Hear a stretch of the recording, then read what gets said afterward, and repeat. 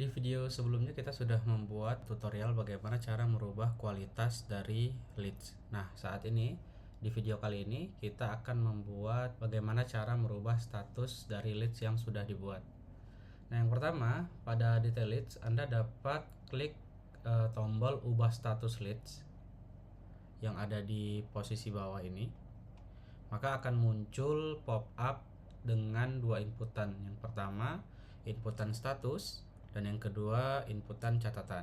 Nah, yang pertama kita akan membahas status butuh follow up. Nah, status butuh follow up ini adalah status yang otomatis nanti akan di-generate oleh sistem jika leads yang sudah dibuat tidak di follow up lebih dari 3 hari. Nah, untuk Anda seorang CRO boleh mengabaikan status butuh follow up ini.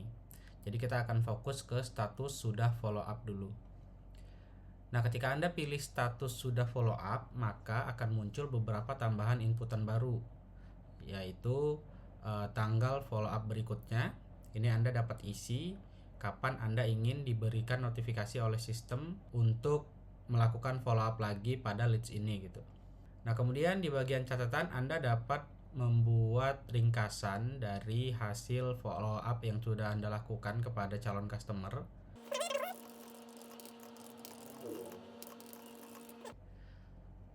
Jadi hasil dari diskusi Anda dengan calon customer adalah calon customer kita akan melakukan diskusi dengan istrinya. Kemudian ada inputan bukti follow up. Nah, di sini Anda harus menguploadkan bukti bahwa Anda sudah melakukan follow up terhadap leads ini gitu. Jadi biasanya yang Anda inputkan adalah screenshot dari percakapan Anda, baik itu via email ataupun via WhatsApp. Nah, ketika sudah diinput seperti ini, maka Anda tinggal merubah status dari leads-nya. Oke.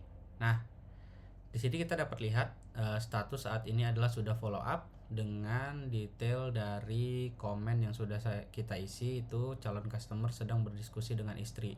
Nah, tanggal follow up berikutnya akan di follow up tanggal 13 Mei 2026.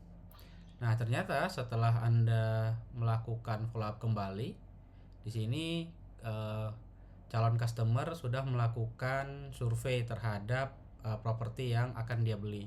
Nah, Anda bisa merubah status leads ini menjadi survei, kemudian masukkan catatannya, misalnya customer sudah survei unit A4. Nah, di sini Anda juga perlu menginputkan bukti visitnya. Jadi jika customer sudah survei, Anda tinggal upload bukti foto pada saat customer melakukan survei.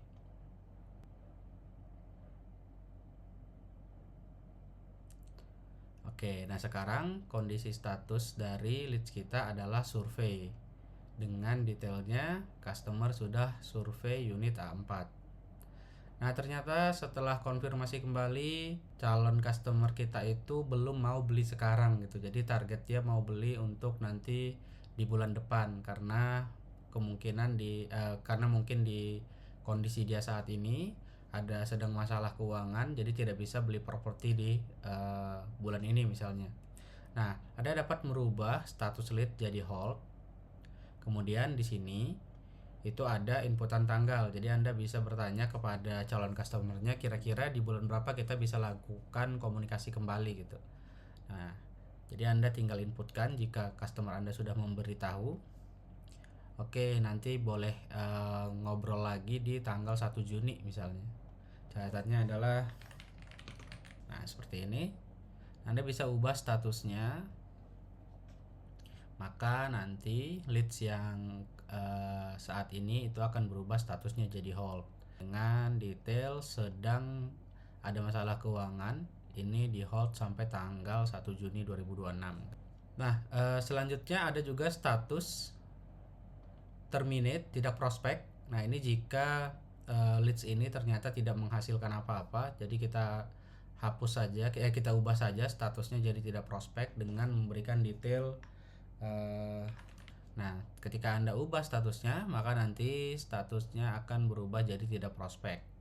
Nah, ini mengindikasikan kalau di leads ini kita sudah tidak akan melakukan komunikasi lagi gitu. Nah, tapi jika ternyata leads ini berhasil closing, maka Anda harus pilih status closing, kemudian Anda inputkan catatannya seperti ini.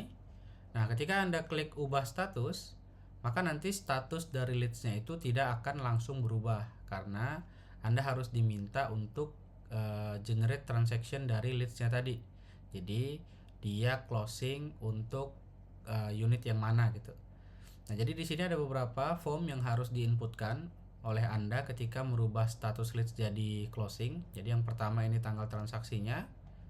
Kemudian ada tanggal launching, jadi kapan kira-kira launching unitnya.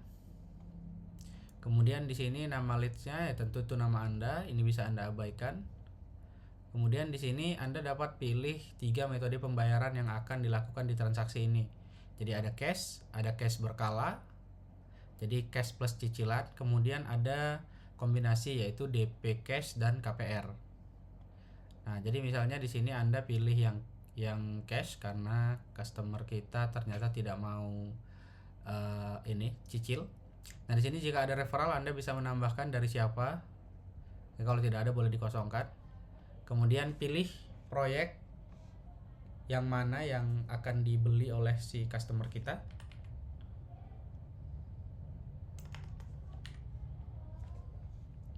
Jadi di sini misalnya proyek Surya Harmoni untuk unit B5. Nah, apakah di unit ini ada diskon khusus? Kalau tidak ada, boleh dibuat 0 saja, boleh diabaikan.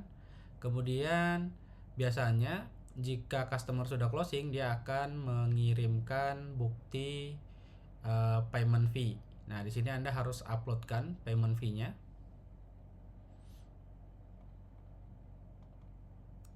Kemudian jumlah payment fee-nya berapa? Misalnya dia baru mengirimkan 20 juta. Nah, jika Anda ingin tambahkan catatan yang tadi pertama dibuat di saat pilih closing leads, Anda bisa tambahkan. Jika sudah cukup seperti ini, Anda bisa abaikan. Nah, jika Anda sudah melakukan pengecekan kembali, silahkan klik generate.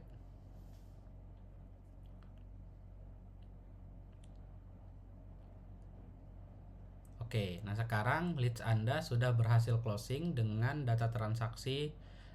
Kode transaksinya adalah SDYTR 2026000012. Di sini Anda dapat lihat detail dari transaksi yang sudah Anda buat, nama customernya, terus asal leadsnya dari mana. Ini kalau diklik harusnya nanti akan mengarah ke leadsnya. Kemudian nomor teleponnya, tanggal launching, metode pembayaran, salesnya, kemudian status. Lalu di sini Anda dapat lihat detail data unit dari transaksi si customernya kita gitu. Nah, jika sudah seperti ini, tandanya merubah status leads menjadi closing sudah selesai.